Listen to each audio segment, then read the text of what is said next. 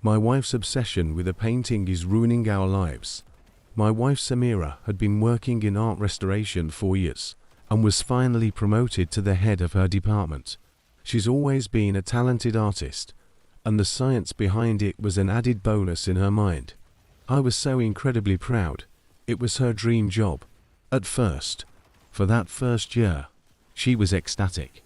Even when she worked 60 hours a week, even as she was restoring famous pieces of art, or pieces so old that any mistake or misinterpretation would be quite literally destroying history, her words not mine, she was truly happy.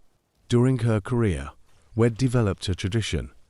I'd meet her at the museum for lunch, and she'd gush about her work. If she could safely take a picture, no flash of course. She assured me of what she was working on. She'd proudly show me. But a month ago, something changed. I first noticed it in eyes as we were eating dinner. She stared off into the distance, an unreadable expression on her face. She looked more exhausted than I'd seen her in a long time. So what are you working on? I tried to break the silence. Usually she volunteered the information, freely and with excitement, but she had been quiet on this piece, almost avoidant. You may have heard of this one. Her face finally lit up. Blind portrait. I shook my head, asked if she could show me. For the first time, she told me no, but maybe I'd recognize it when she was done with it. You're going to love it when you see it, she replied slyly. It wasn't one of their pieces, she informed me. It was from another prestigious museum, and she was assisting with the restoration after their own team had tried, but couldn't finish it. Not the way it deserved, she added. They'd failed. The way she described the piece was with so much affection. I could see why she was pouring so many hours into it. But not long after, she began to change. Her already grueling hours transitioned into her practically living at the museum. When I went to meet her there for lunch, she'd ignore me, sequester herself in the lab instead until I gave up and went back to work. Days would pass without me seeing her, but in the instances I did, I could tell something was eating away at her. She looked exhausted.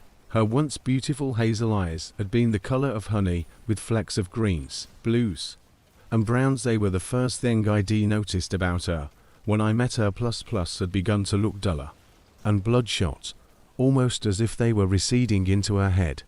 They were ringed with dark circles, and I could have sworn she was even losing hair over it. Over the next week I must have asked her how she was doing 1,000 times, because she seemed to always have panic written on her face, but she never answered. Eventually, she confided in me the source of her stress. They say I'm not moving fast enough and not putting enough into it. It's never enough. She looked at me, her eyes red, but tearless, as if she'd already been crying 4 hours and had nothing left. It needs to be ready. It needs to be seen, but I'm running out of supplies, she added after studying me for a long moment, in a way that made me feel oddly uncomfortable. I was incredibly pissed off with her employer on her behalf. Samira has always been one of the hardest workers I've ever known.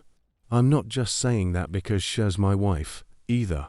She puts her all into every single piece of art she restores, and I'd never heard of them trying to rush her to that extent before. The next morning, I woke up covered in a series of small, but deep cuts. The sheets dotted with dried, sticky blood, a small but clear bloody handprint on the bedroom door. Not long after, she brought it home, something I knew she was not allowed to do. I'd learned enough from her years on the job to know that depending on the medium, the pieces were only supposed to be exposed to certain kinds of light, environments, and temperature. She had always treated the art she worked on with so much love and respect, so when I saw her walking to our old and dirty shed with it, clutched to her chest, wrapped in a filthy-looking sheet, I knew something was very wrong. The next afternoon, I'd got off work early. I'd hoped to have a serious conversation with her that night.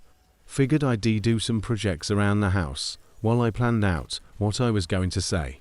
I turned on the garage light and jumped. She was standing there in the dark, motionless even though she should have been at work. "Babe, you feeling okay?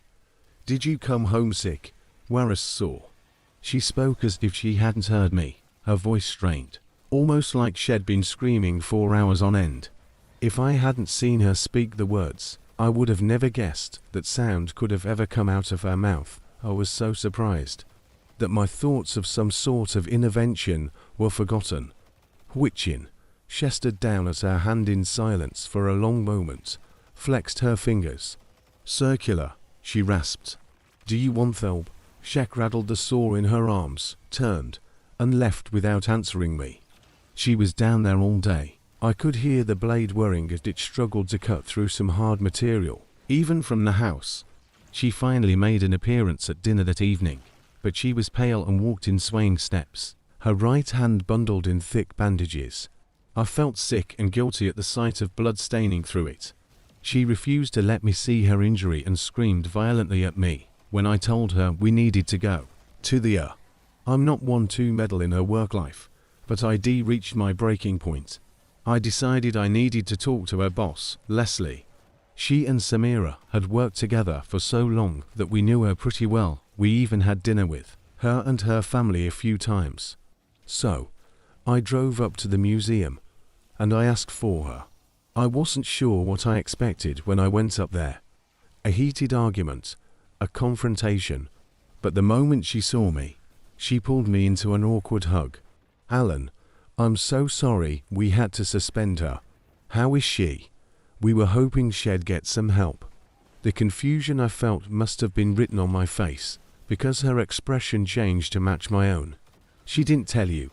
It just shook my head dumbly, thoroughly thrown off by the chain of events. Samira, she spent every moment working on that horrible painting. We're not even sure where it came from. It isn't one of ours. She said it was from some other museum that you were helping out. I attempted to pronounce it a few times, before finally giving up. She frowned. No, we aren't partnered with anyone right now. We've got too much of our own work to take on anyone else's. That's why we had to put her on leave. Yes. She was neglecting her work here, but it was the effect that it had on her that worried us. That piece, it was disgusting. I don't say this often, but that wasn't art. Art, well, art has soul, something to give you. The piece had nothing to give. It only wanted to take. I drove home, angry and dumbfounded, that my normally honest to a fault wife had been lying to me for weeks. I called out gently for Samira, but she wasn't in the house. I approached our storage shed turned workshop to check on her, but she wasn't there either. I approached the painting. She had made no effort to hide what she was doing. It was like she didn't even think it was wrong. Where do I even begin? The painting itself was an atrocity. Looked up blind portrait, since she refused to show me. After her concerning behavior, I felt I needed to know what it was that she was working on. I didn't find any one specific piece with that name. Instead, that a blind portrait was exactly what it sounded. Like one drawn without the artist looking. Maybe as a creative exercise, or to practice fundamentals. But no, the painting my wife was working on was immaculate. Someone had clearly crafted it with their full vision and attention. It was exquisitely drawn down to the smallest of details. I'm no expert, but the smoothness, the way colors were blended, the detail of the clothing and hair against a backdrop of swirling reds, it was captivating. I'm no expert, but felt it would have even been a masterpiece if it hadn't been so goddamn disturbing. The subject, a woman, was beautiful, or rather, she would have been, if the flesh above the exposed teeth wasn't torn in such a way that it almost resembled a playful curling of the upper lip. The teeth, the top row, since the bottom jaw was totally gone, a stark white against the background that was so detailed, so realistic, roots and all, that they looked like I could reach out and touch them. I realized why the portrait was called blind. The young woman, she had no eyes, rather just dark holes in her skull, where they should have been. The twin streams of blood and damage to the delicate skin around them, that the artist focused on in painstaking detail, suggested they had been there at some point, though. The longer I stared, the more I felt tempted to reach out and touch it, to complete it. I felt myself striding towards it, clawing at my skin, reaching for my eyes. She'd look so incredible with a pair of her own. What finally snapped me out of it was when I got close enough for the smell to hit me. It was so overpowering that my eyes began watering profusely, breaking my eye contact with it. I couldn't help but gag when I realized how exactly Samira had been restoring it. The reds of the background behind the woman, they held the odor of copper and faint decay of old blood. Mixed with paint, long bits of white bone with cut marks had been haphazardly added to fill the missing portions of the frame.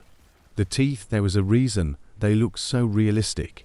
Exposed roots placed lovingly, completing where the woman's should have been.